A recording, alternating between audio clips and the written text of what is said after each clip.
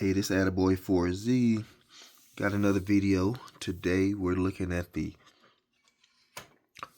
Yamaha CX-800 preamp.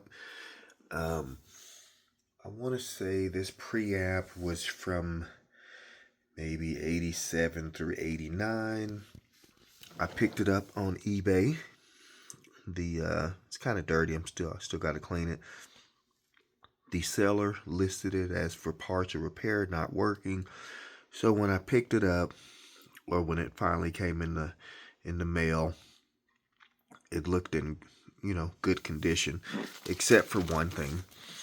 This shroud was almost vacuum sealed over the top cover, and of course it's all wrinkled and stuff now, but it was flat on there, and I thought it was smoke stain from cigarette tar, but it was a protective cover that was vacuum sealed over the top of the cover. And I peeled it off, and this cover is in mint condition, man. There's not a scratch, not a ding.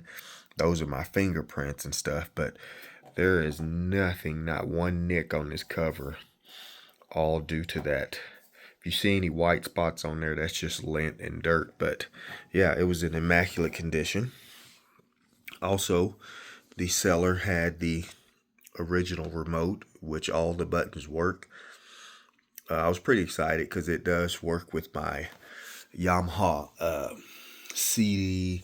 What is that? The CD S303. It works with that. It works with the KX-930 and another Yamaha tape deck. Also, he included this remote here. CDC. I'm assuming this is for a CD player, and it does work with that the newer Yamaha CD player. Also, he included this EQ630 remote, which is one of Yamaha's top of the line EQs out. So maybe I'll get lucky and find one. Anyway, back to this CX-800. So the problem I had was the volume control, which is remote control motorized. It was binding up. It wasn't spinning. I could hear the motor trying to turn. So I completely removed this whole thing. You have to remove this front cover. Of course, the two-piece volume. One is for the loudness. This one's for the volume. Turns out the shaft that this cap connects to, that goes all the way through the back to the silver, someone had broken it. It was snapped in half, so I pulled right out. But the gears that connect, there's a gear that connects to the Alps. There's 3 Alps pots inside there. The gear, it was so full of dried up glue, it wouldn't allow this motor to turn. So I completely disassembled that whole thing. I know it won't focus, but I completely disassembled all 3 of those Alps pots, cleaned them, lubed them, removed that grease, and now it works. Unfortunately, I may have to go back in at some time and see if I can epoxy that shaft together, but I may just leave it be, as the remote does control the volume.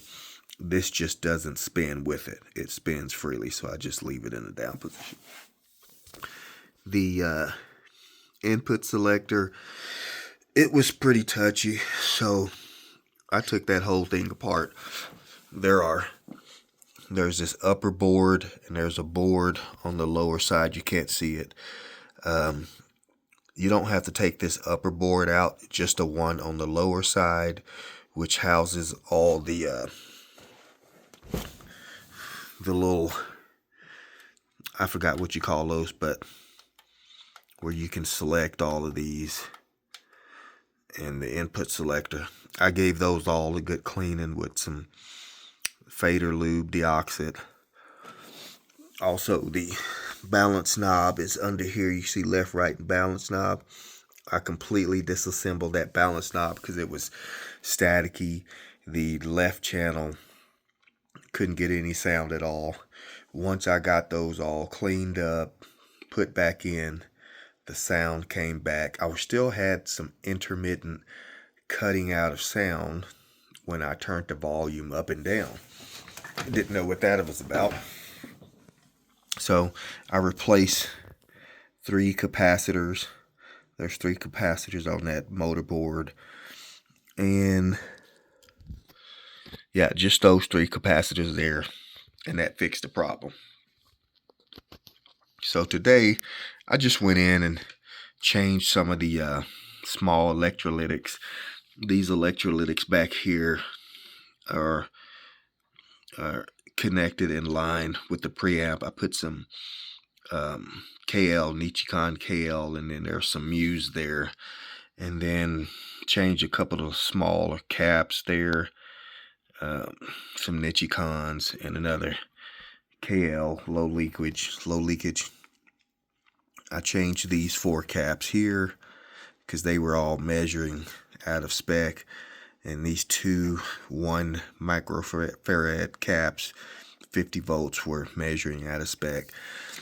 So basically all the smaller ones, and then there's some 22 microfarad 50 volt caps. I changed those as well. And then the one big 1000, the 50 volt, I changed that one. And this cap here. I'm going to order more caps from Mauser and then do a complete recap. I may not change all the caps, but I'll take some out and do some more testing. I think I saw in another thread where this gold cap, people recommended to leave that one. I think it's a super capacitor. So yeah, we'll leave that one. I will be replacing the caps in the power supply, those 4700 42 volt. It's an odd voltage.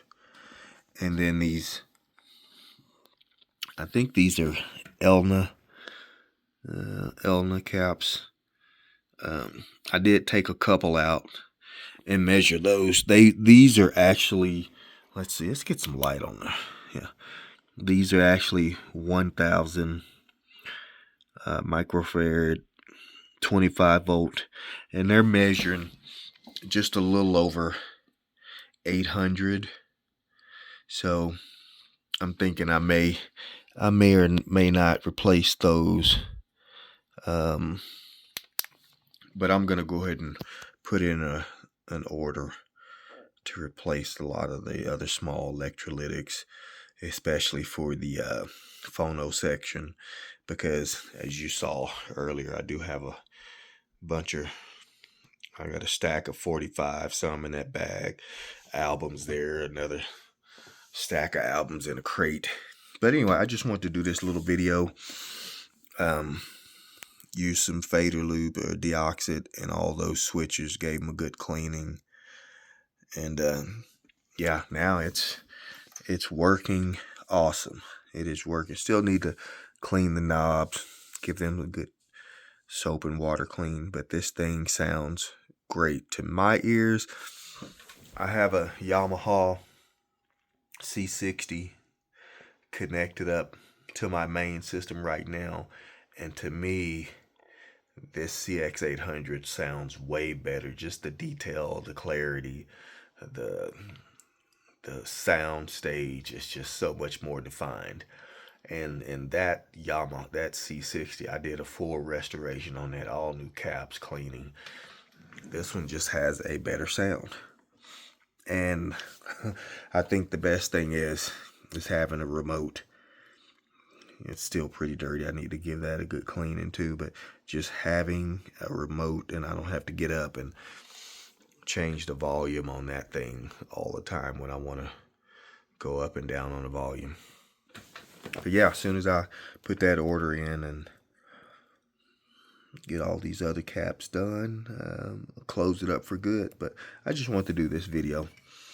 You know, sometimes you find some good treasures on eBay, you know, and You don't know what you'll get into, but that volume knob, it was pretty tricky. There's a lot of those little metal clasps that you have to undo and try not to break those tabs. And then you have to put that, all three of those Alps pots are stacked together on top of each other, and you have to put those back perfectly. So I took a bunch of pictures as I was taking each one apart so I could put it back together. But yeah, I hadn't seen any videos on YouTube of the CX-800. And yeah, this is definitely a keeper preamp. Of course, we'll have a look at the backside and turn the power off. And swing this around. And right now it's connected to the B2. I've been testing it all day. I checked all the, that B2 was fully restored by a B2 expert. But I've checked all the inputs on the back. Didn't really have to clean any of the terminals. They were all clean. But yeah, all the inputs work. There's no static, no cutouts, nothing. And of course there's the video section down there. But yeah, this will be my keeper preamp. I won't be looking for another one. So anyway, just a little short video. If you got any tips or tricks on these 800s and you have one, leave me a comment down below. I would love to hear from you. And that way I can apply it to my preamp. Thanks for watching.